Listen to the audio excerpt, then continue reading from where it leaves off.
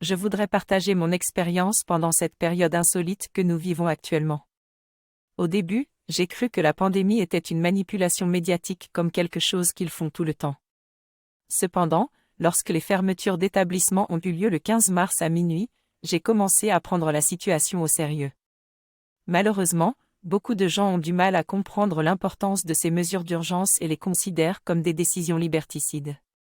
Je suis furieux contre les médias qui ont transformé cette crise en une occasion de faire du chiffre en transformant chaque petite chose en un drame disproportionné. Mon conseil numéro 1 est donc de limiter autant que possible les informations qui ne sont généralement que de la propagande. Je vous conseille de vous en tenir au discours officiel des autorités et de ne pas écouter les commentaires et opinions contradictoires des journalistes et éditorialistes qui peuvent être dangereux pour votre santé mentale. J'ai moi-même été affecté négativement par l'écoute de ces discours non officiels. Après avoir réalisé cela, j'ai arrêté de suivre les infos et j'ai ressenti une amélioration immédiate de mon énergie vitale.